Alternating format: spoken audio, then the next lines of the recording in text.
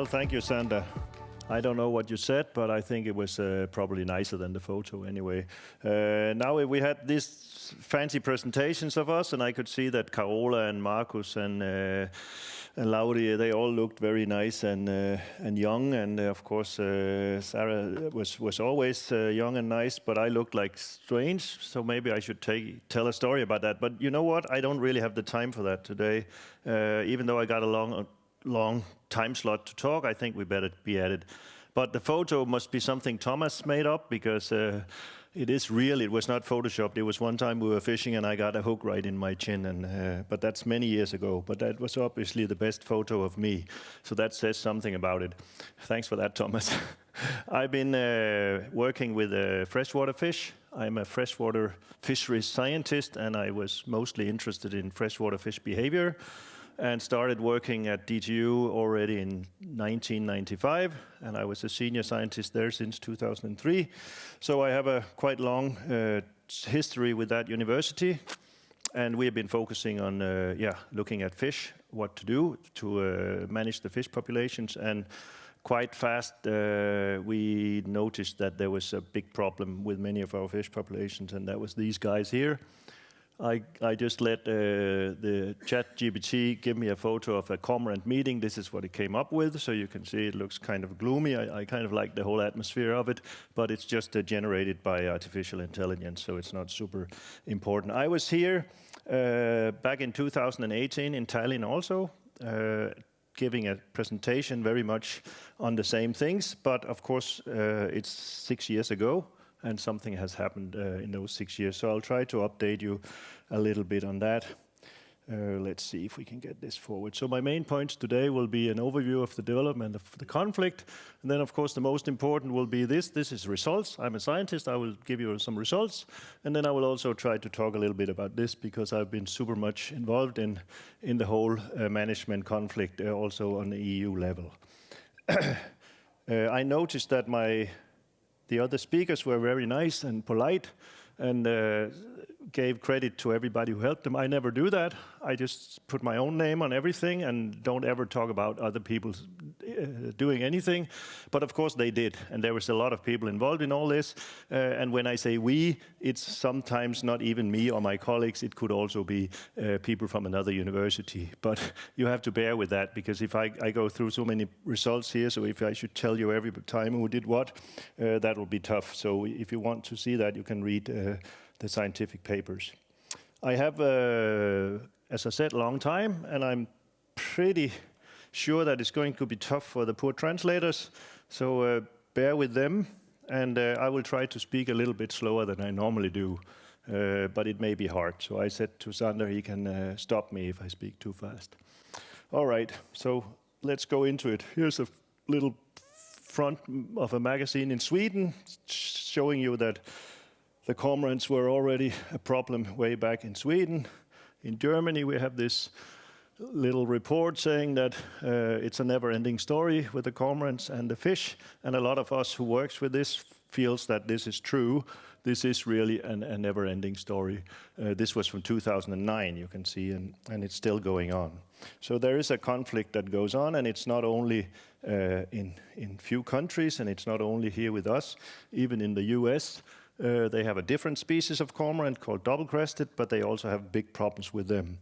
And what's interesting from this old story here is that when they found out in 2012 that these here cormorants in this colony were eating 3.6% of the steelhead smolts in the Columbia River. The upstream steelhead is an endangered species, so it's on the Endangered Species Act. Then the military came in and they shot the whole thing. So in US, they actually shoot a whole colony because 3.6% of the smolts were eaten. While in Denmark, we have documented that 50% of our salmon smolts are eaten by cormorants, and they are also on the protected species list, but nothing really happens there. So there's a big difference in the way that you do things. And of course, we have also had cormorant issues all the way up to the parliament. This was a hearing in 2018. We have had another hearing in the Commission in 2022, and there will be one again next year. So this is also going on with the discussions here. And the cormorant conflict has a lot of attention, not just in the member states, but also on the EU level, I would say. There are lobbyists working for cormorant regulations, and there are other lobbyists working for conservation of the birds. So the conflict, as I see it, is that we need to have a healthy cormorant population. And what is a healthy population? That can always be discussed, but at least a good, solid population, so it doesn't go into close to extinction. But we also like to have some fish stocks that are even harvestable. Of course, like Carola said, the fish are super important for the whole ecosystem too, but they're also important for us as humans to be able to utilize. So I think the whole situation for us, at least in Denmark, is very much, do we have fish enough for predators and also for the anglers? I'm sorry about not saying about commercial fishing, but that's kind of another venue. We may talk a little bit about that later. Let's see. So short facts about cormorants. You probably know it all. The presentation this morning showed it very nicely. All cormorants are believed to eat between 300 and 600 grams of fish per day. And they would eat almost everything between 5 and 50 centimeters. If it's eels, yes, bigger. But they can have a very, very wide appetite and a wide range of fish they can eat. They have generally large colonies. I think the average size of a colony in Denmark is about 1,000 nests, so they like to be many together. They used to always just breed in trees, but many years from now they started breeding also on the ground, and now we have a lot of colonies on the ground, just like you have here in Estonia. They can hunt in almost all habitats.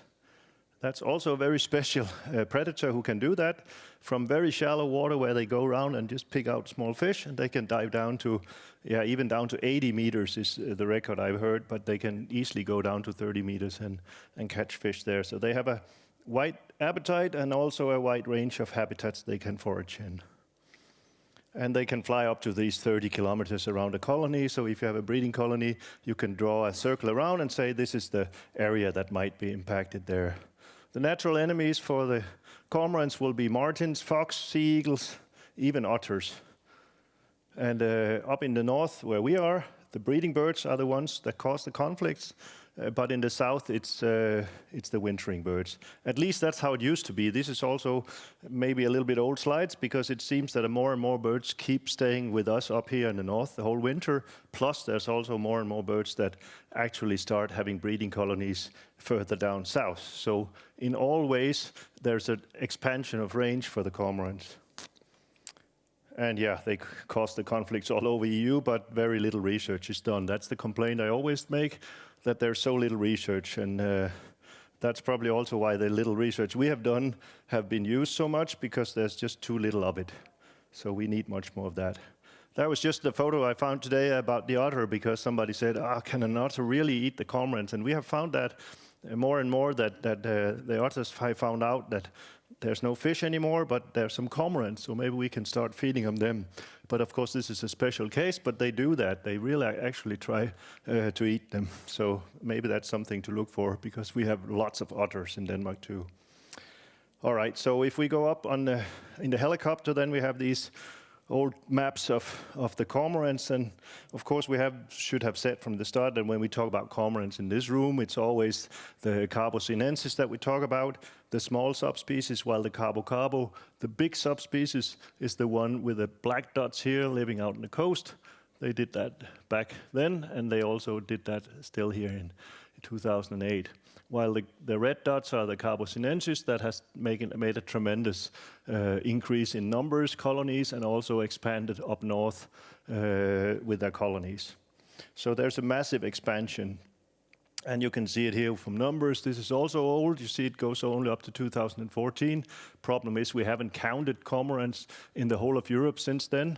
We will make a count next year. And when I say we, it's University of Aarhus in an EU project that I'm running.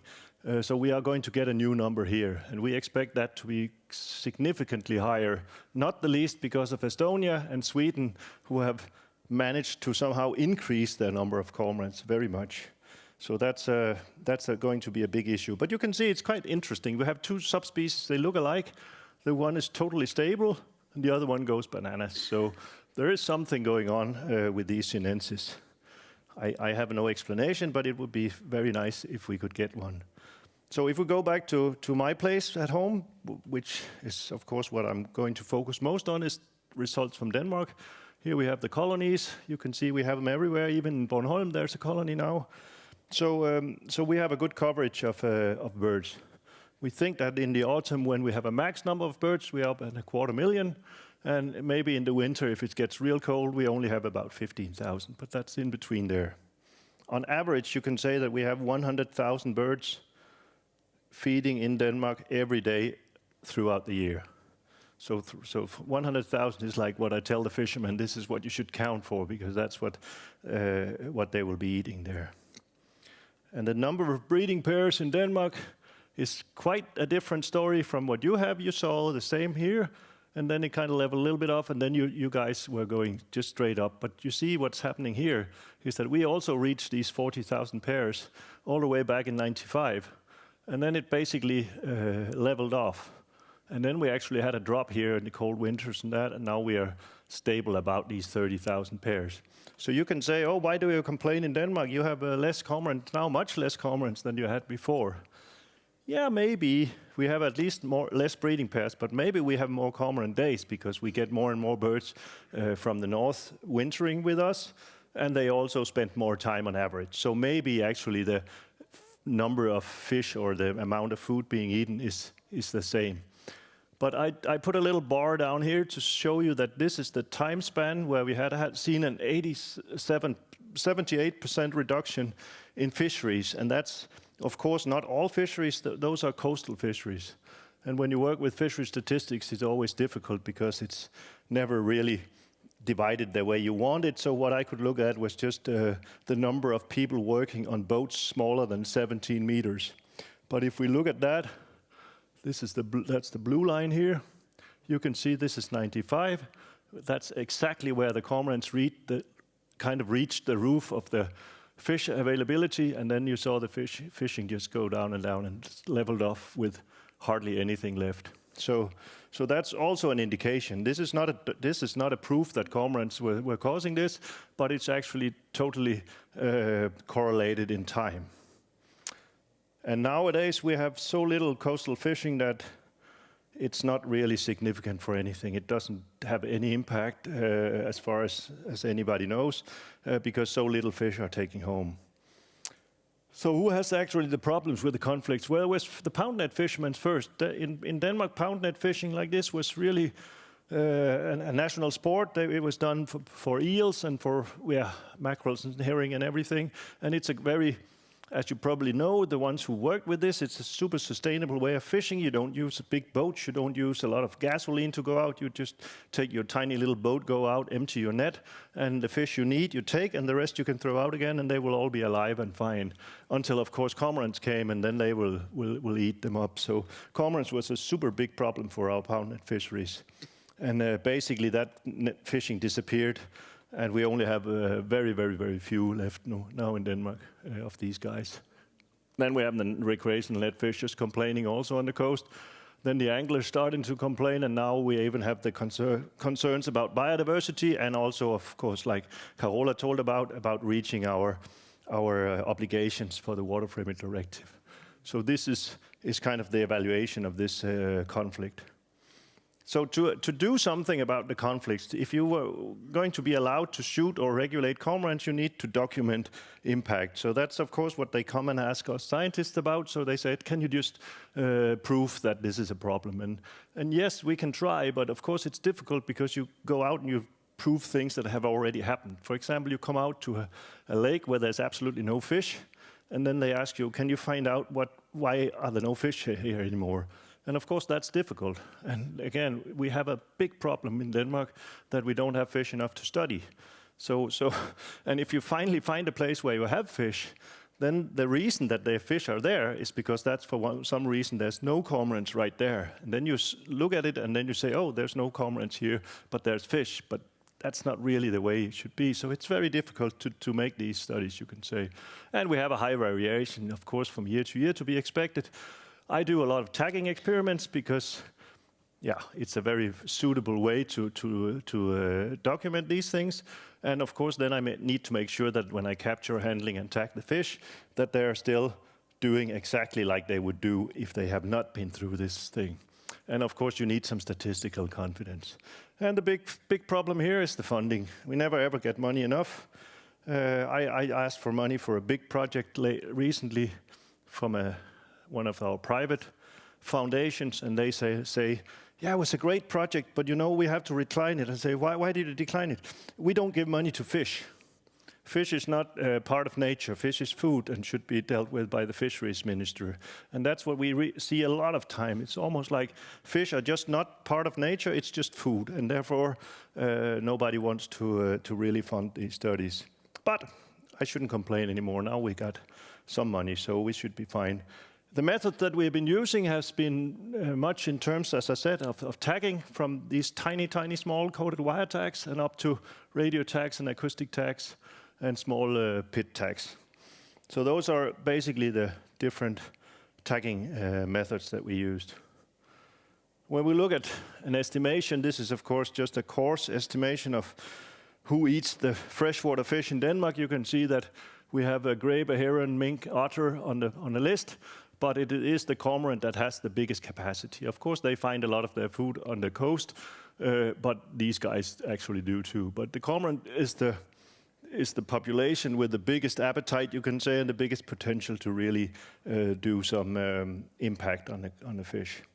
So I will start out with the coast this time, and because that's where we have some new data. As I said, I'm a freshwater biologist and normally don't work on the coast, but in this case we have done some studies, pilot studies on the coast. And one thing is that, yes, the cormorant eat cod. They even try to eat real big cod, and if they can't eat them, they damage them a lot. So that's a big problem. When we start with what we found out on the coast, we have this big lagoon. It's an estuary from Skjern River.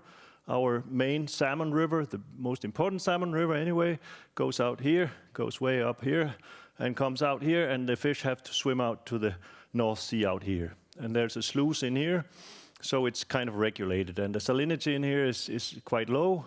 It has 300 square kilometers of area, so it's the same size as that lake that I don't remember how to pronounce, but the one that is not Lake Pipsy. So quite a big reservoir, you can say. And it's a great place to do these experiments, or it was at least at that time, because we have one cormorant colony here and no colonies in nearby. So we have to go 50 kilometers away to find another colony or something. So the colony is here. Here's where we have the cormorants, 2,000 nests. So that was our playground here. So what could we do? Well, we could start out with little eels. In Denmark, we do stock eels to support the population of wild eels, but also to have some fishery. So we got 10,000 of these little eels that were going to be stocked, and we put these little magnetic sticks into them. And they were just released throughout the fjord from a boat, like you see there. And then we managed to get 4,000 small flounders from a fisherman, and we tagged all these also and released them out. And then there was a lot of salmon that was CV tagged. That was not part of our study, but they were tagged with these coated wire tags and released in Skjern River too. So we had the whole area out there, and then we had the flounders and the smolts and the eels out there with CV tags. So I had a nice student who was super active and worked very hard, and he went out there to this here colony. He had to go by a rubber boat every day. Well, twice a week at least, he was out collecting these here pellets. So we had lots and lots of pellet samplings from the colony. As you can see here, the eggs are blue. That means that the eggs are being oiled. So in this colony that I'm talking about later too, all the eggs gets oiled every spring. So there should be no chicks from this colony. But then when you look at these, we analyzed, of course, we scanned all these pellets to look for the tags, but when we have the pellets, we might as well also look for the otoliths, which is the hard part, like we did here in the lake. And what we found was that, yes, we counted the birds super intensively over the years, so we have really good estimation of exactly how many cormorants are feeding in this reservoir or in this estuary, and we could see that we got about 1.4 million flounders eaten, and then you see it goes down dab, whiting, roach, ruff, plaice, smelt, perch. So we have both freshwater fish and highly marine fish, because they can fish in the North Sea and they can also fish in some canals where you have fresh water. So even though, for example, perch is not a really important part of the diet, it's 115,000 perch. And for example, eels, 38,000 eels, 33,000 salmon smolts. So it's a lot of fish that goes on this account. And this is based on just these pellet analysis, nothing to do with the tagging. So if we look at the results from the tagging also, we could see that the telemetry, the radiotelemetry showed us that 40 to 50% of the salmon smolts were recovered from that one cormorant colony. So they were all eaten.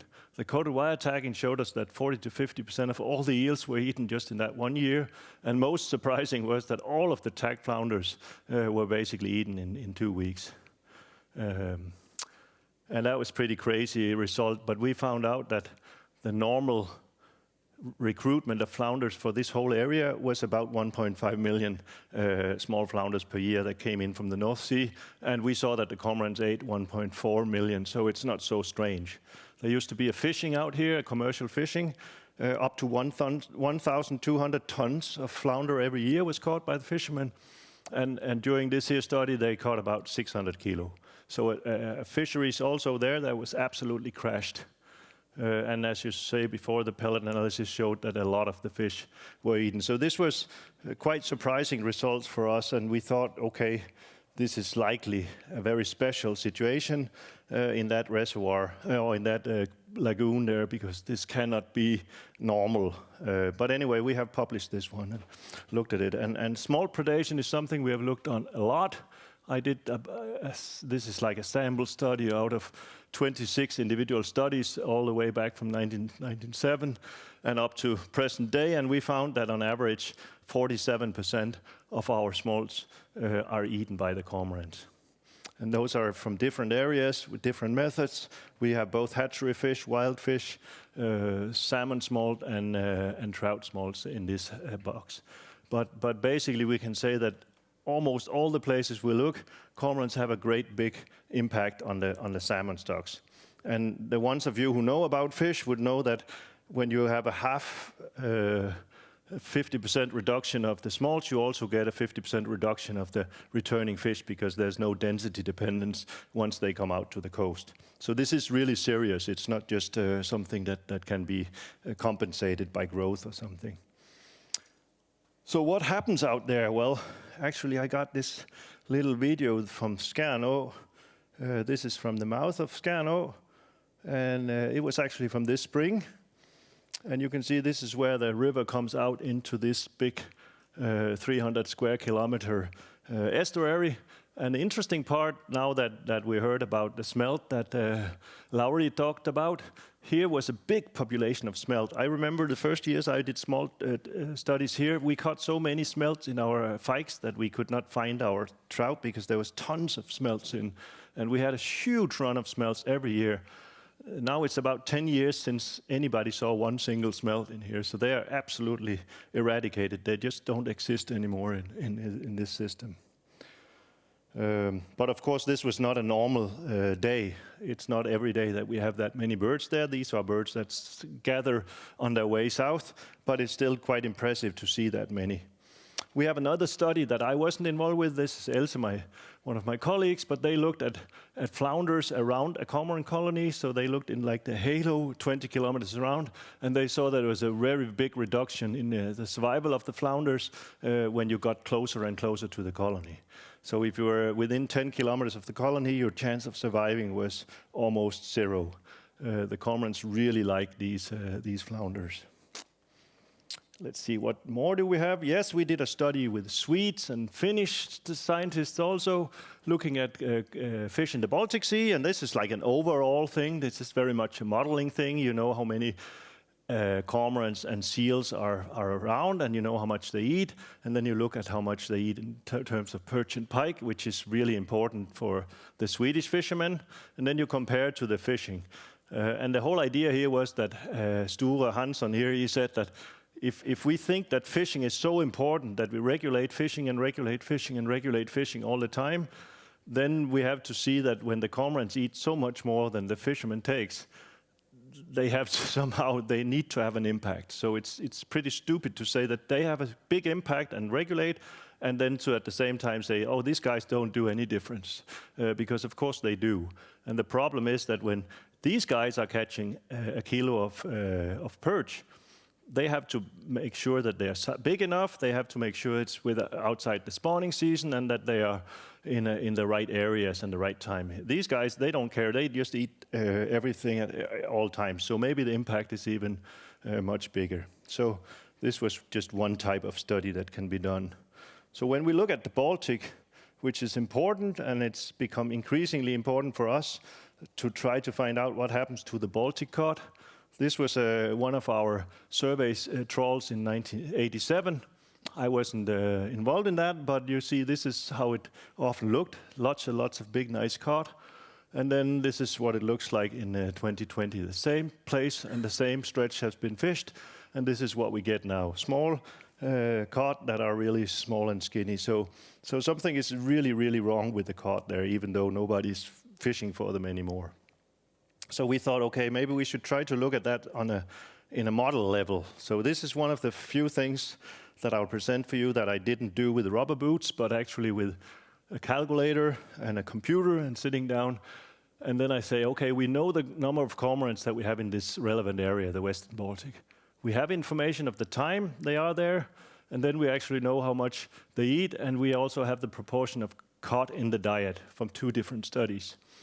And we also, from these studies, know that the size distribution of cod eaten by cormorants, where the mean will be 18 centimeters.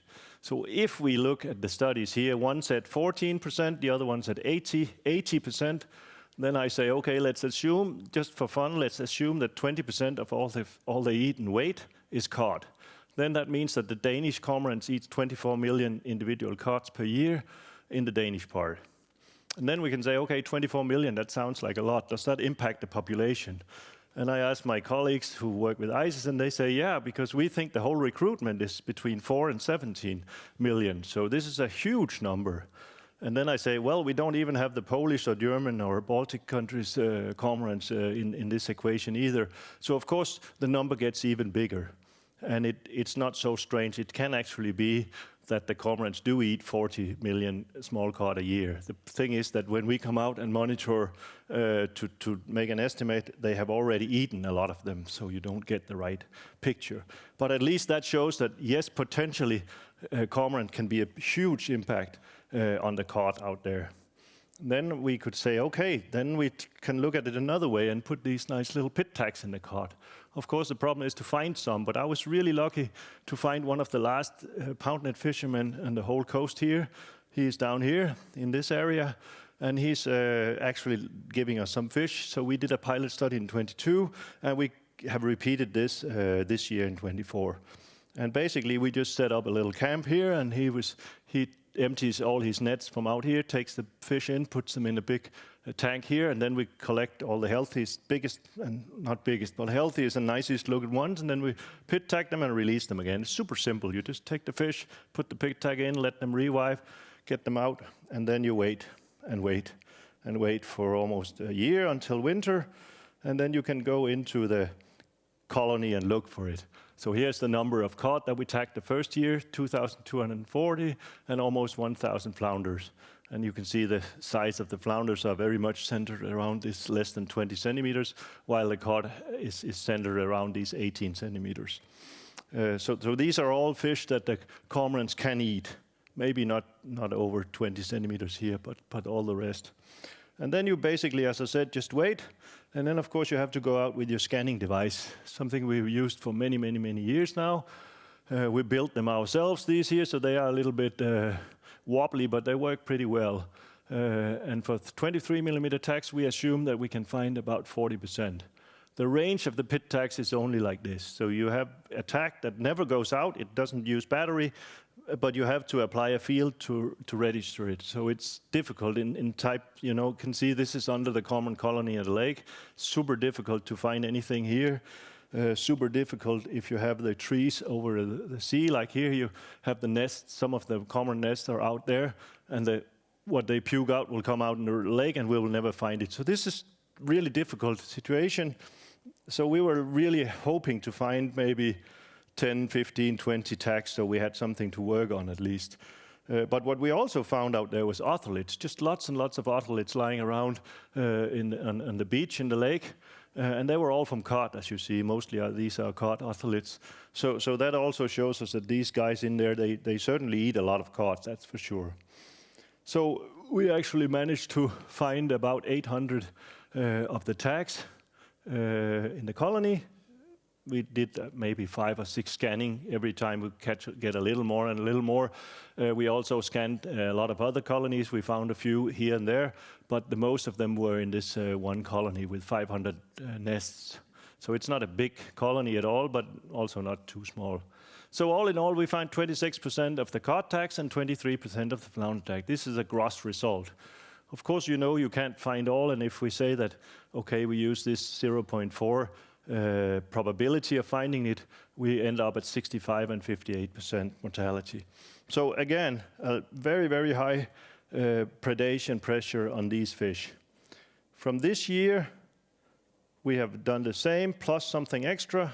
Let's see if I write that. Yeah, and that also shows the same. So the conclusion from the pilot project was that we have a high impact on the salmonids, we have a high impact on flounders, on eels, and a potential high impact on the cod. And now we started this SOS fish, which is also a part of this MFAF EU money. It's a 3-year study with a PhD in it that started in July, and there we try to model the overall impact of cormorants and seals, and we work very close together with Germany and Sweden on that. That's also where we want maybe Estonia to participate and get the synergy effect of all this pellet analysis that we are going to do. We will also do more pit tagging and the feeding studies to validate these predation rates. That's what we did in 24 and worked really well, and we have very good data now from 2 of these feeding studies. I don't want to go into detail, it's a little bit technical, but it's a super smart way of actually finding out how much you have to multiply your found numbers with to get it right. So this is where we are now on the coast. So now I'll go straight out to Karola's area and the rivers, just to show you that in Denmark we have rivers that used to look like this, and nowadays they much more look like this. So this is nothing to do with cormorant directly, this is just to do with us doing river restoration. Like Carola said, in Germany they used billions to do river restorations, and you see these are old data way back from 85. And we already did a lot of these restoration projects at that time for a lot of million kroner also. And of course you can say, do that really work for anything? Yes, we evaluated these 71 restoration projects. We could see almost a tripling in the number of trout juveniles, which is the measure we use to indicate our river health according to the Water Framework Directive. So yeah, it does work. And not surprisingly. But the biggest impact we have seen has been the removing of obstacles. In Denmark we had trout farms, many of them in almost all the rivers, lots of trout farms. They took in water here, there's fish ladder here. Typically the fish ladder don't work because when all the water comes, it comes this way, and then all the salmon and trout are jumping there. So it's a horrible story, and we spent a lot of hours and a lot of years in our first careers to document this problem and to get those things removed. And we succeeded in that. So up through the early zeros and up to 2008, we removed almost, and I'm saying I didn't do it, but the government removed nearly all the obstacles in our rivers. So now we have much better and much more free-flowing rivers than anyway before.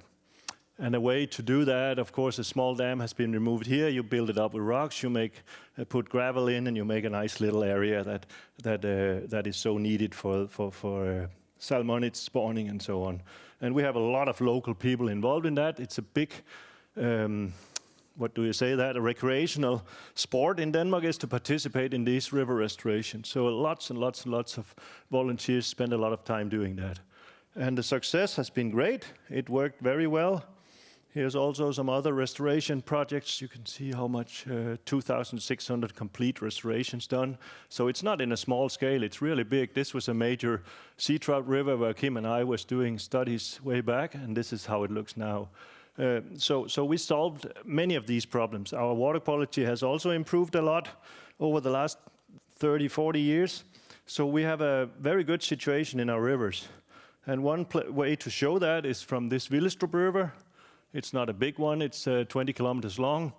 And this is how it looks. Very nice river. We don't have these algae mats, we have macrophytes in our rivers instead. And that seems to be better. So here's a river that had 7 fish farms and very few sea trout in 1999 when we started working there. You see the dam here, typically one of these 7 dams, and there's like a pond in front of it, and then you have the fish from there. All bad for fish. We counted the wild smolts. In 2004, 1 dam was removed, 3 dams removed, 5 dams removed, all 7 dams removed. And you can see how the smolt output really increased. And then people say, yeah, of course it produces a lot of smolts, but does that really translate into adult fish? So we had to look for that. So in 15, we looked also, you see this is the number of adult sea trout spawners that just went skyrocketing also up to 2016. So that river was a good example of how much you get when you actually just remove the barriers and nothing else. So we were really happy in Denmark all the way up to 2010 because it looked so great in the rivers. But of course then in 2010 we started to see this site, which was the first ever. We never ever had cormorants in the rivers, and suddenly they were just there. And it must be these cold winters that made them change their behavior very much. So suddenly we just had them everywhere. And I got a little video showing you how a cormorant can actually behave. It's not always they do like this, but this one was having a nice time foraging in this river. There's lots of little trout in there, you know, and lots of people say, oh, the cormorants can't catch the fish if they can hide or something. But these guys, they go into almost everything. So it's really an efficient bird there. And the way we saw it first from the fish side was that we got complaints from all the anglers saying that, oh, there's no grayling left in our rivers. Where are all the grayling gone? How can they all disappear from all the rivers at one time? And we went out and looked, and yeah, we electrofished, and we did find a few grayling, as you see, but they also had scars from cormorants. These are typical cormorant bites like this. They have like a razor-sharp beak. So we saw that a lot. And the way that we also were able to see it was that we had one electrofishing campaign in 9 and one in 10, the same area at the same time, everything the same people doing it. And you see we went from 400 grayling down to 6. So a huge reduction in the number of fish. We also see it from a longer time series here. This is the good-known river. This is the density of grayling before the otters came. Then we had a big invasion of many otters here and stabilized around there, and then we got the cormorants in here, and now we are at this here level. There's still grayling in there, but at a super low level. Then we had a calling from a guy down south saying, well, you guys, you're totally wrong. It cannot be the cormorants, because we have also one river where we have lots and lots of grayling, and now there's nothing, and we don't have any cormorants at all. It must be something else. And I said, no, it is the cormorants. They say, no, you're stupid. You don't know about it. You have to come and see. Okay, I said. So they gave me some money, and we bought some radio tags. So we actually managed to radio tag 25 grayling in the river. It took us 2 years to just find 25 fish because there was so few left. But anyway, they were having a good time there in October, December, November, all up till January. Where we had the cameras up, and then we saw a few cormorants on the camera, and then within 2 weeks we only had 2 grayling left. All the 23 left was taken by the cormorants, and when we did a biomass estimation, we also saw that we lost about 80% of the total fish biomass from a 6-kilometer stretch of this river. So even there were so few cormorants and nobody really saw them, the local landowner says, no, I don't believe it. We didn't see any.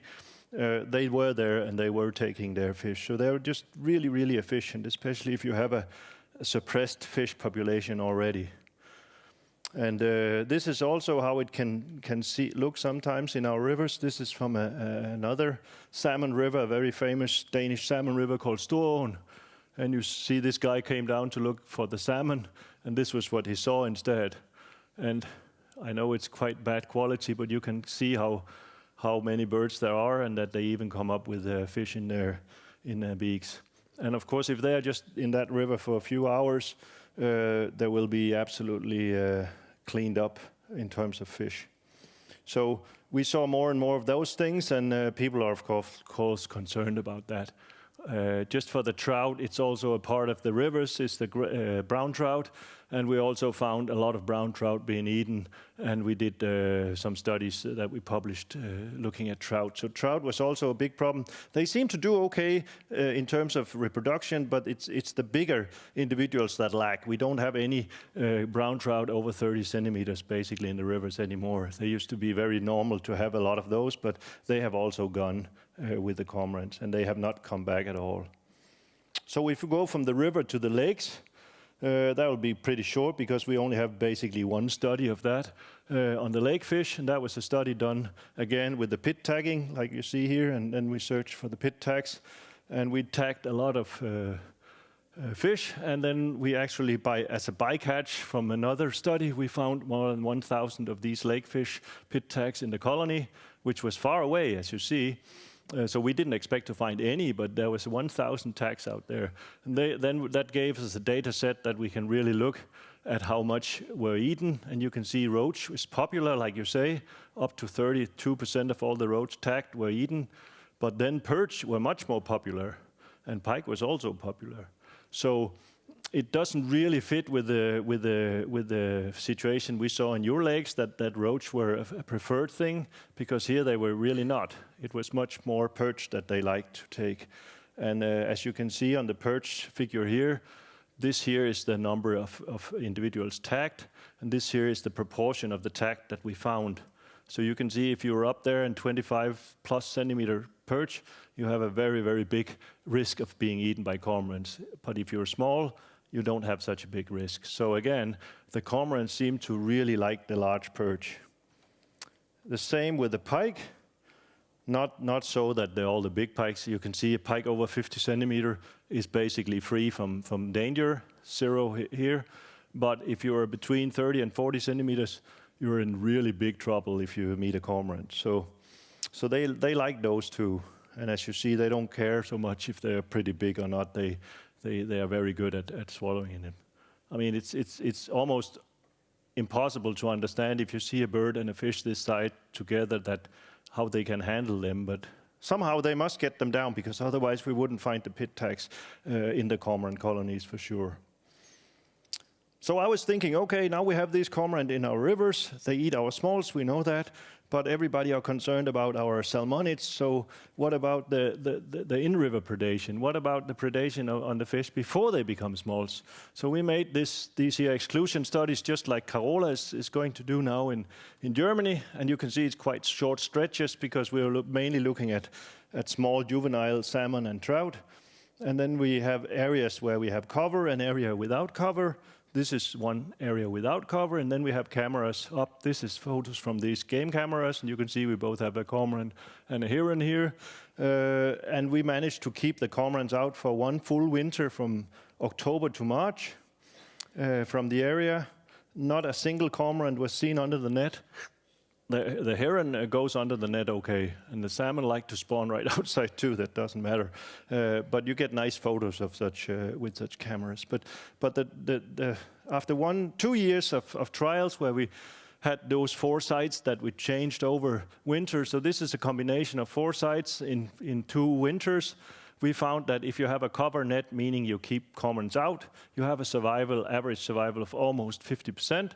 If you don't, you only have 17% survival. So a big difference, but not statistically significant, because we had very few ends, of course, because we only had these 2 sites. So the next year we thought, okay, let's have some more sites. So now we have 8 different sites. The problem was this year the cormorants didn't care about the nets. They went under, so they were eating in all sites. So I thought, okay, we can look at something else. So what we see on this graph, it might be a little bit hard to see, but the green are the number of cormorant observed on the cameras. So this is an indication of how many cormorants did actually visit this one site. And the black is what we found in October of fish, and in the yellow is in March. So what you should see is that this high proportion of fish is reduced to this over the winter. And this is reduced to this, and this is reduced to this, and so on. And you can see where we have many cormorants, like here and here, the fish population is reduced from up here to hardly anything. So we have a big reduction in survival where we have many cormorants and much less if we don't have that many cormorants. So again, it's not very easy to make statistical models out of this, but one thing that came out of it is that I started to look at these fish biomasses. And now we have actually electrofished 6 long river stretches this year. Some of the best grayling water in the country, best trout water that we ever had. Used to have a lot of fishermen, now there's nobody fishing there. But we found all the biomasses down to 4 to 17 kilo per hectares. So that's about, it's much less than 10% of what you would normally expect. So a super suppressed fish population in these rivers. All right. Then, of course, we can look at the salmon runs, the big salmon that we catch for, and we could see that we had a drop. We have a steady increase in salmon population because of all the restoration work on up till here, and then we saw a crash down here, and it fits perfectly with the cormorant starting to eat in the rivers in 2010, and then 3-4 years later we would see the effect. And we still see that effect now. We are still at a much lower level. So this in-river predation is an extra add-on pressure to the fish populations. And of course, a lot of people say, no, I don't think the cormorants can really feed in such small streams and rivers. But I know that Marcus even remembered me showing this video once, and it's quite remarkable. It's not a good quality at all, but you can see these cormorants are finding little fish in here and just going there and having a good time somehow, even though they're so close to houses and people. And this is a very strange behavior for a free-roaming coastal bird that should be out there on the coast in a way. But yeah, they changed their behavior big time for this. And this is also a photo from one of the cameras up on our sites, showing that this cormorant have accidentally caught a big sea trout that's up for spawning. And we often saw sea trout with big scars and marks, and we thought, okay, maybe I wonder if they can eat them. And actually, it seems that they can. You can see here some of the more spectacular ones that we found being eaten. So cormorants do eat adult sea trout also, and of course we thought this is very random and not very often and so on. But luckily we did a pit tagging study up there in this Villestrup River where we had all these fish, and we managed to tag 840 sea trout, and we find 112 of these tags in the cormorant roosting site, not even a colony but a roosting site.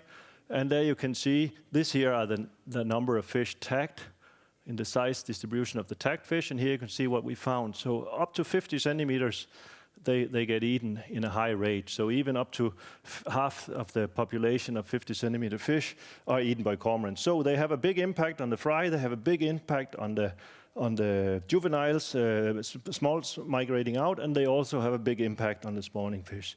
So our sea trout, which is like our national main prey for anglers, is really in big problems. In the lakes, we also have found super big problems now. This is surveys way back from 1985 in a little stream, and nothing has changed with that stream. It's perfectly as it was always, but it goes out in this lake where it had lake trout, and you see the population has almost now disappeared. We haven't seen any spawners for the last few years, so we think maybe this population has actually died out. It's a totally natural wild population, has been there since the glacial age, and it's out. And the only explanation we can find is cormorant predation, because we got 600 cormorants in this lake, and they stay there the whole winter, and we see that the return rate of these fish that we pit tag up here is almost just zero. So that's a big problem. In another lake, there's a cormorant colony with a very big variation of number of nests. You can see here nests out here. So in this area, times you didn't have any nests at all, and then you have the biggest colony here. And then you can see that the spawning rates, these are a count of spawning rates from lake trout. It goes down with that. So the more cormorants you have, the fewer spawning rates you have. So also in this lake, it seems that our lake trout has almost disappeared. So the conclusion of that, the whole thing now will be that we have an impact on rivers and lakes and coast. And if people discuss that, yes, it's okay to discuss it, but we have documented that we really have a big problem with the cormorant predation, and it is the main regulating factors. And it's not because the rivers are not in a good shape, because they're in a super good shape. So it's the only thing that really does anything is actually this cormorant predation. And of course, that has an economic loss and a cultural loss, biodiversity loss, and big problems for us. Also, like Carola showed, I could show a map of Denmark, and it's all red because we can't reach our requirement anymore. It goes down every time we monitor because we have too few fish in the rivers. The invertebrates and the plants do great. They go up in high or good quality, but the fish always goes down, and that's why it's one out, all out. So we fail on that. So we'll have just a small pause now, because now I've been speaking quite a lot for a while, and then we can have some questions, and then we can go more to the management part after that. Thank you, Niels. Thank you. Me siis võtame väikese pausi ja tegelikult just selle jaoks, et natuke koos hingata ja mõelda juba praegu küsimuste peale. Nii et kui teil on tekkinud senise ettekande puhul küsimusi, mõtteid, siis olge head, pange samamoodi Nielsi nime taha siia Q&A nupu peale vajutades oma küsimus või kommentaar kenasti kirja. Ja because I see that people are just probably gathering their thoughts now, and they will be putting some questions or comments down. But I have some ideas, maybe. So feel free to answer in any way you want. But it'll be in English. Yeah, in English. Yeah. So I don't know if it's a good or a bad thing. We don't have somebody here from Denmark who would be your, let's say, opposing you. Nope. Let's say, but if you think of your work throughout, dealing with these things and explaining these things with cormorants and fish, what are they mainly focusing on you if they oppose you with their questions and their arguments? Yeah, that's actually a really good question. I was almost going to talk about that on my own. The work we have been doing has been accepted throughout, which is nice about scientific work. If you get it peer-reviewed and published, you need to get really into the substance to start criticizing it. Then you have to go for methods and so on. And the people who are criticizing it, which there are a lot of, I have one good example, a very good professor at University of Copenhagen. He's super merited. He's a world-famous professor in biodiversity. And he's even got been knighted by the Queen because he's so good. And he has been in the radio and saying that, this guy from DTU, Jepsen, I don't really believe his studies because he's not really using any population models, and he should be using that. And I'm like, why should I be using population models? That's something you use when you don't have data enough. My thing is that I got so much data that I don't really use that. I like your rubber boots better. Of course, we can do all kinds of modeling and analysis and think that maybe this is it and maybe this is it. But I'd much rather go out and just look at it, and then I basically take the results as I see them. And that's also the way I try to present them to you. I'm not trying to say that, this is statistically significant when it isn't. It's just that this is how we see it. But the general problem, I think it's been in two tiers. One has been you use these tagging, and when you tag a fish, it's almost half dead, and then the cormorants can eat them, and then you don't get the true picture. That's one of the criticism, and it's a very good one. That's why I spent all the first part of my career working on these tagging effects studies that we have worked a lot with and published a lot of places, and I'm also used in the US as their main one of the guidance over there when it comes to animal tagging and how to do it and so on. Because we did a lot of field studies where we tagged fish, and we had a control group that was not tagged, and then we looked at behavior and survival and everything. So we have very good background data to say that the method we use is actually okay. And this time for this coastal thing we did, we were criticized for, you are always putting these pit-tag fish out the same place, and when you drive off, all the cormorants will just come and eat these half sedated fish. And we knew that wasn't the case, but just to go against that, we divided our fish into two pots. So one pot was released there, and the other one was taken out by boat far away and dropped there. And now we can compare the predation rate, and they're absolutely the same. So that's the way you have to do it. You have to take that criticism in, go out and then test it and see if it's right. Because sometimes it is right, and we can't just conclude everything on this. I can't conclude that cormorant is a big problem in Estonia. I can just say that all the numbers that we see is that it's a huge big problem for us in Denmark. I see. Thank you for your very thorough answer. But we have some more questions. If we have the time, then we would be happy to ask some. Would leaving dams out dams on the river make life more difficult for the cormorant? What do you think? No, I think it would make it easier for the cormorants. That would be more their style of foraging is in impoundments. They're really good at feeding such places. I know from US and also from Germany and so on that the cormorants are like to feed in this, especially in Denmark, because our impoundments would be very shallow. We don't have deep areas, so they would be easy accessible for them the whole way through. What happens here? Yeah, I think it's there. That's okay. We'll just fix it. All right. Well, the thing is, Danes have been oiling the eggs in the nests for a decade with, I guess this is some comment, with no results. Do you see any reason? Why is that?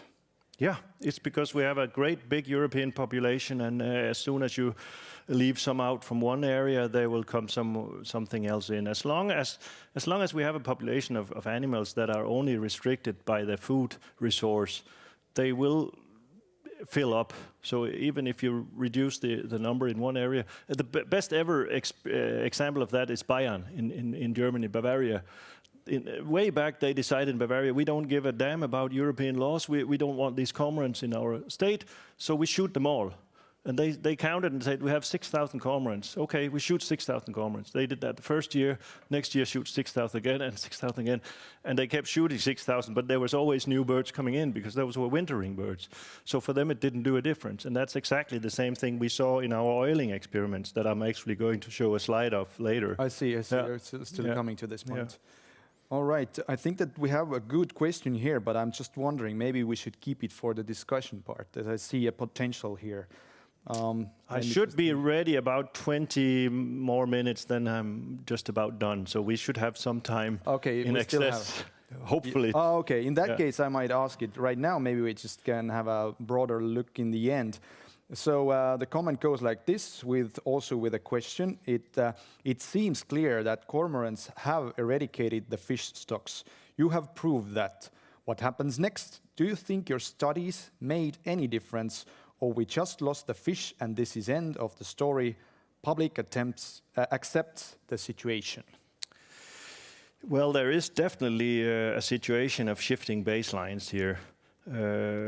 Things that were never accepted some years back is now more or less commonly accepted. You know, young people who come out with me fishing, they say, oh, we had a bonanza fishing. I said, what happened? Yeah, we saw one who caught one that was like this, and then everybody is happy, you know. And for us, 20 years ago, that would have been a horrible fishing trip. So there is also this problem that we are getting used to a situation. But of course, it can be so cruel like it is now on our coasts in Denmark. I mean, nobody can ignore that, and politicians certainly don't ignore it. It's a big battle on the policy stage now, and all the ministers are eager to discuss this, and they also call us into. I was in the parliament just 2-3 weeks ago having a talk, cormorants, with 3 ministers there, and they all say this is something we are going to fix. This is definitely something we're going to fix. And every time I talk to the European Parliament about it, they also say the same. So politically, I think there's a big interest now in doing something about it. And I think that I have so much vanity that I think that the scientific results play a role in this. They have to do it because you can't discuss this otherwise. You need to have data. It's so easy to sit in one corner and say, oh, it's not, and nobody knows anything. So I'm still an old-fashioned believer of facts. So if you have facts, then it helps the whole process. It's like the brown gravy, you know, it makes the food go down much easier. So if we have more facts, we would have a much better discussion, I'm sure. So that's why I'm always asking other people to do some studies, like here in Estonia, for example. So I welcome everything that comes around. Yeah. Yeah, well, thank you for now. I would say I hope you have still gunpowder to go on with your presentation and later on for the discussion part. Yes, so, that would be fine. Yeah, I'll finish this up and then we'll have a few questions and then we'll do the panel discussion after. Exactly, yeah. Okay. So now you have to work again out there, you poor girls, but I hope it will be fine. So I tried to put up a little management thing here, and as you can see, why does this stupid BNO? No, oh, sorry about that. We have the anglers here and we have bird watchers here. And the thing is, these guys want to preserve nature. These guys want to preserve nature. So they want exactly the same. but often when it comes to this guy, they have big problems. And this is too bad. It's just too stupid. And I get sick when I hear about these debates between ornithologists and anglers, because it's just not leading us anywhere. But anyway, I'm just trying to talk a little bit about the management now and the conflict. And I would start up a little bit up in the helicopter again and saying this is also what we were hearing a little bit about in Thomas's presentation, that do we have a nature in balance? And we learn in school that, and if you watch these BBC shows in the 70s, it was always about the balance of nature, and if just people keep out, then everything will be super good. And then we were taught about this predator-prey interaction. So if you have a prey, then they will be up at a point and the predators come after, and then they crash, and then they also crash, and then it goes like this. And then everything should even up if we just keep our hands out of it. And the classic example is this one with the lynx and in Canada and these hares. And old study showed that, the lynx would come after the hare, and that's it. And it's definitely true. There's nothing wrong with that, but this is a very, very special situation. Try to compare a lynx that eats 99% of what they eat is hare, and then compare that with a cormorant that eats almost everything that are everywhere and in all sizes. So of course this is not representative of anything, and more ecologists are saying that of course there are no balance. There's never been a balance in nature. It's always an arms race. Somebody gets the upper hand and then they can eradicate the others, and if you can drive somebody extinct, it's fine, then you got more room for yourself. But what it seems to in Denmark now is that we have become into something that they also use in the literature these days called a predator pit. So it's actually a situation where naturally, without people really, that there can be so many predators that have so big a potential that the prey will never come up. So these hares here would be down at this level all the time, because they would never be able to come up, because as soon as they did, there would be 2,000 lynx eating them right away. And this is maybe the situation. I see at least that's the situation we have in many of our environments now in Denmark. But then we can look a little bit at the conflict. I did a study for IFAC, the European Inland Fisheries and Advisory Commission, where we sent questionnaires out to 26 countries. And these are not random people selected. These are contact points, official contact points from IFAC, which is a FAO organization in each country. So we asked them, is predation by cormorant an important problem for coastal inland fisheries and aquaculture in your country? And you can see that the 14 out of them say very important, 8 say important, 3 say no, and 1 say minor importance. So for a lot of the European countries, they really regard this as a big problem. Estonia is actually also in this one, as far as I remember. Then we can ask also another question, where this is the same question, I would say, but this was another group of people we asked. These are 56 experts. They could be experts in fish or experts in birds. They were just basically answering an online questionnaire. And then we asked the same thing, and you can see that 47 said it's very important and 9 said it was important. So both in the official country things, managing systems, and also at the expert level, it's seen as a really, really important problem. So it's not just in Denmark that this is the problem. At the same time, we also tried to get an overview over how many cormorants are regulated in the European countries. And to be able to regulate or shoot cormorants, to kill birds on the birds directive, you need to go through this Article 9, where it says that, yes, to get a permission, you have to prove this and this and this, and then you can get a permission, but you also have to report the number of birds that you kill. And this is what we tried to find here. So this here is actually the number of birds killed officially in the individual countries. And you can see that we have Germany on the top, Denmark, Lithuania, UK, and so on. Estonia, you're also in the statistics, actually. But on the other hand, a country like France, they don't report. But they shoot 45,000. That's what they told me officially. So I got official number from France saying 45,000, but they don't report. And the same with Norway. So if we take Norway and France into the table, you can see that we are up on now 120,000. And it's been increasing. This is from the 2010, 15, and 20. So we tried to make an inventory over the 5 years. So we went from less than 80,000 and up to 120,000. So you can see that it's not like lots of people say, oh, nothing is being done. Actually, there's quite a lot being done. And this is, of course, a super underrepresented number because there's a lot of birds being regulated that we don't know of. But this is the official numbers anyway. So if we assume that the European cormorant population is about 1.5 million birds, that's pretty conservative. At least Thomas Breinbjerg tends to think that this is about where we are. It could be 1 million, it could be 2, I don't know. But if we say this, then 125,000 birds is less than 10% of the population. And again, more important, less than 25% of the annual young production, because they get a lot of young, so many birds. And then, of course, we have unreported regulation. You guys who are fishermen here would probably know about that. We know it, at least from Denmark. A lot of birds are regulated with nobody telling anyone. We have a regulation outside the European Union that are not represented. And then we have, of course, the natural predators who takes a lot. White-tailed eagle have been increasing very much in numbers. Then we have the diseases. I heard that in Estonia there was cormorants dying of bird flu, and we also have one incidence of that in Denmark. So there could be quite a lot of things on top of these 120,000 birds. But again, even if it sounds like a lot of birds killed, it may not really make a lot of difference. So when we look at management on a Danish level, we have this Ministry of Environment that does it. We have a cormorant group. We make a national management plan, have done that since '97. In the plan, we have different measures. One is egg oiling.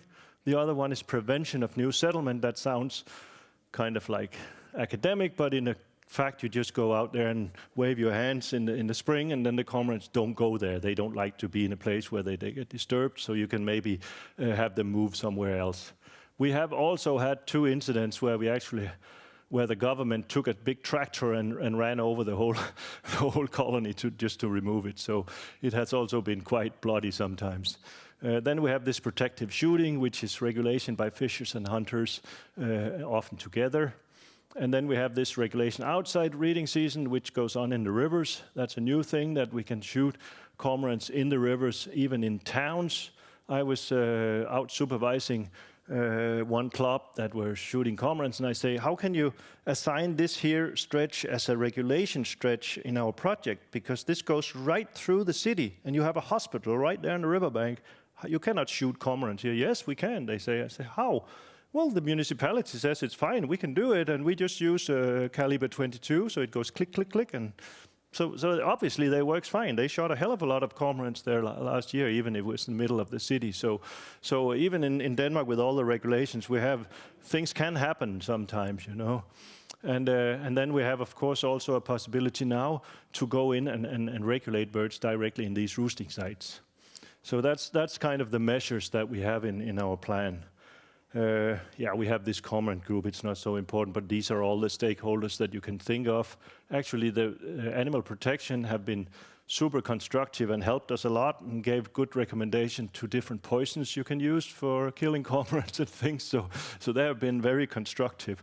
But of course, it's a place where I and Thomas Breinbjerg have been sitting together now for almost 2 decades. So we know a lot about how this management plan comes about.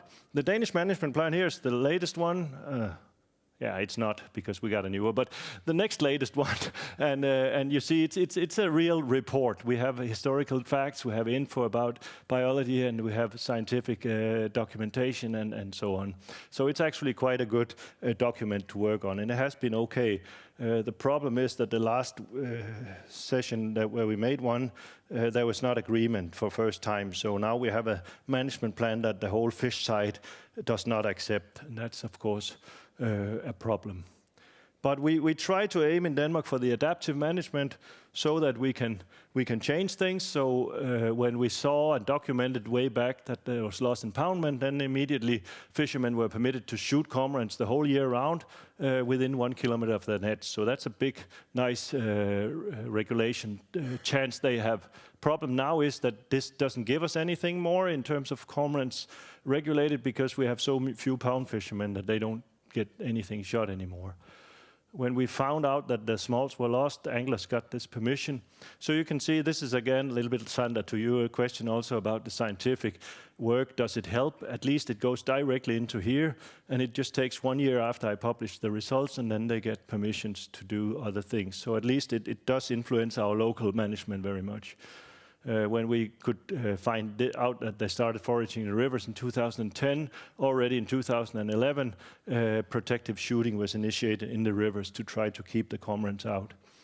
And when we had the continued problem in the rivers, we also now issue, or the government issue, these permissions to shoot at night in the night roosting sites. So you can use silencers, and you are even allowed to use decoy birds and camouflage and several things to try to help people regulate the birds and protect their fish. So here you can see the number of permissions granted over the years. So this is when we first saw the cormorants getting into the rivers, and you can see how the number of permissions and also rejected permissions increased. So we have a lot of, and these are not individual permissions for one person. This is often for a whole community, a whole fishing club. So there could be 20 hunters under each permit. And it can be a lot of birds being regulated under each permission. Yeah, and here's the number of cormorants that are officially reported in Denmark every year. So it fits pretty well with what we saw from the European Union generally. We are up here at 8,000 individuals. So it's also, it's something. And here's the oiling of eggs, like you also do. You basically throw some paraffin oil on them with some color in it, so you can see that you did it, and then they don't hatch. And the cormorants are luckily so stupid, they just keep breeding on them, so nothing happens. And here's the one that we talked about. Here we have in this one colony, which is the colony out in Ringkøbing Fjord that I told you about before, we have actually, based on our results from these studies here, it was decided to now try to remove that colony. And the way to remove it was to oil almost, as you see, all the eggs. So these ones have not been oiled, but these other ones have been. So almost all the eggs have been oiled all the years. And we thought, yeah, it goes down fine. And then suddenly, whoop, it goes up again. And then it goes down, but now it went up again. So not a really big response on this colony. So new birds come in as when the old ones die, and they move around quite a bit also. But the thing is that we didn't see any problems with the colony collapsing or moving place. They stay there, even though they haven't got any chicks on the wings for almost 20 years. They still select that site because there's food. So as long as they can find some food, they seem to be quite okay with it. And all these management measures and birds that we kill and eggs that oil and so on seems not to be the main cause of decrease of cormorants. Just remember I said that we lost or the population went down about 20%. But it must be just, it seems to be only the lack of food that does any difference there. Thomas have an idea that maybe we can see some effect of these eagles moving around with the colonies a bit, and maybe they also have an impact. But as far as I can see the numbers, it seems that it doesn't matter so much what we do. We can move a little bit around of the birds, but basically the numbers are only regulated by what food there is. So despite all this effort, we still have the conflicts very high. We have no clear effects of this regulation. We have a very high immigration rate.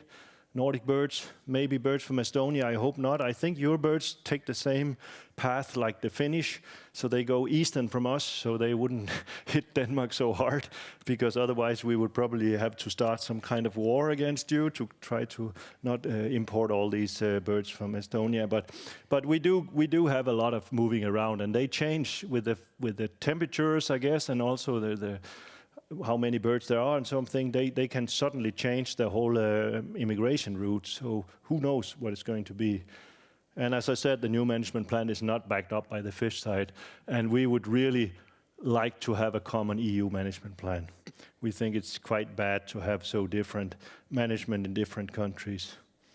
And the way that this management plan for EU has been going, you can say, is that the Parliament generally, as I said before, seems to want some action. 3 times the parliaments have voted on this with the cormorants, and 3 times they voted in favor of initiating an EU management plan. But the Commission don't like the idea. They say, no, it's not a good idea. We think that the countries have to deal with the cormorants where they are. And the thing is that they say that cormorants conflicts are local and should be dealt with locally. And this is a strange thing to say. I never had anybody being able to explain to me why you would say that, because this is so far from local as it can be. It's the same birds that make problems here and there and everywhere, and it's one big population. So it's very difficult for me to understand how they think this would work.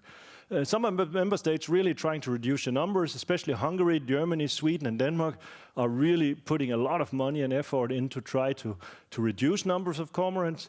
And then we have some member states who are still very protective, like Holland, Portugal, Slovenia. They don't touch any of it. They say, no, we are not going to do anything with the cormorants here. And the Baltic countries are pretty much doing something, but they all consider at least cormorant conflict important, if that's interesting for you. The Birds Directive have this Article 9 derogation, meaning that you have to fulfill some obligations, and one of these obligations is to have some kind of documentation that this is a problem, because otherwise you cannot really give these permissions. But these are used widely, and there's wide range for them, and it's not like the EU comes and gives you shit or scold you because you do something, as long as you have your arguments in good place and you also seek the right permissions. It's straightforward. In Denmark, you can go online with your personal ID, and then you can ask for a permission to shoot cormorants, and often you will get it already. The next day you will have it. So it's that easy now. And of course we report into EU every year.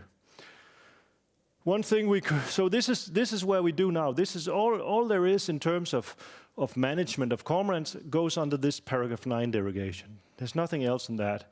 One thing that could be done, like we talked about, was you can move cormorant down one step in the Birds Directive and put them on Annex 2, so it's a huntable species. That's something that the Commission say, no, we don't want to do that because we don't want to open up that box because there's so many other species that should be classified differently. And I don't know. It's a strange argument to me. It's strange that because the Commission think it's too much work, then we can't do anything. But that's how it is now. This one here is what we hope for. And when I say we, it's basically most of the scientists and managers who work with fish populations. We think this would be a good idea because it's like a little bit in between, and it should coordinate the hunting and regulation much better, so that not each country doing things differently. Because there's no way we can control these conflicts if we cannot somehow control the whole EU population. There is one good example, which is the pink-footed geese, I think they are called. Siberian geese type that thrive very well in Siberia because the Gulag camps were closed, I think, and then they didn't shoot them anymore in Siberia, and then the population grew like crazy, and now we have millions and millions of these geese, and they are also protected under the Birds Directive, and they came and were feeding on the farmers' fields, and the farmer says, no, this is horrible, they eat all our grain, and then there was actually a management plan. So there's a single species management plan now, EU-wide, for these geese, but that's the only example of such a thing. So we are hoping to use this for inspiration for making a management plan on the EU level. This is something that has been given some money to IFAC that has been divided out to me and to Ian Caux. So we are the two persons who are now responsible for trying to draft such a management plan. And we will send that around to everybody who's interested, and we'll also call in for several workshops and also a meeting in Brussels where we can maybe discuss how such a thing would look, and we will try to make a draft and send around. And then we'll see. At least it's an opening from the Commission. I say that they gave us some money to do things that they don't want to have done, but we'll see how that works. So we come back to this scale every time. It's like you have, on one side you have cormorants, and the other side you have all these fish species, and here you have no issue of conservation because you have such a huge, super abundant species. They don't have any recreational value, except some people say, yes, we like to see them. I like to see them too, but I don't know if you like to see 100 better than 10, but but there's really not much value in that. But of course, there are feelings and politics involved, and here we have other things that us who work with the fish think it's much more important, and especially I think that when EU have the Habitats Directive and when EU have pointed out several of the fish species on the Habitats Directive, and they are really protected, and they oblige the countries to protect these fish, and when we document that the only big problem is this, then we have a conflict there. So something should probably be done on that. So I can just briefly introduce you to our Protect Fish, which is our big flagship cormorant project that the EU gave us money for this summer. We got 4 million euros. We have to spend that for 4 years. We are 8 partners, and it's basically only to answer this one question: is it about bird or fish? Or is it about human and nature that we are discussing when we talk about these things? So main objectives in the 4 years: we have to test if cormorant predation in the rivers can be reduced by scaring or killing the cormorants, keeping them away. Can the grayling population recover? What habitats influence predation? How can the member states better protect the river fish? How can cormorants, or how have the cormorant population of EU developed lately? So we are also going to make a really nice inventory, we hope, and get a count of all the heads again in Europe. And also, how can the monitoring and protecting measures be improved? Because they really need to be improved. The river fish are the group in the whole world now that has declined the most. So biodiversity-wise, they are always pointed out as the main, most problematic group. And of course, we don't solve all problems for river fish by removing cormorants, but for example, for grayling and marble trout and barbel and some of these species, these have been documented to be the big problem. So this is what we are trying to look at here. So we are not so much trying to document things, we are more trying to find out, can we get out on the other side? Will this here help? Is it possible? How much effort do you need to keep cormorants away? Does that effort turn into more fish or not? So this is what we try to answer. And it's quite ambitious. Okay, we got some documentation too. That's just some of the papers that you can look at. And then we have also the cormorant saying thank you there. So that's it for me. So we got 8 more minutes. Thanks.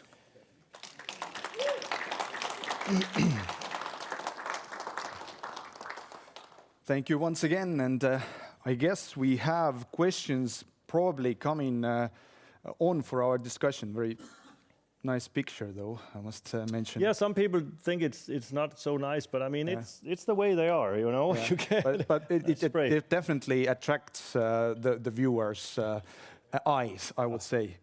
Do we have some questions now in the audience, or maybe, I don't know, if you're okay with the idea, maybe we should start and gather for the discussion. Yeah.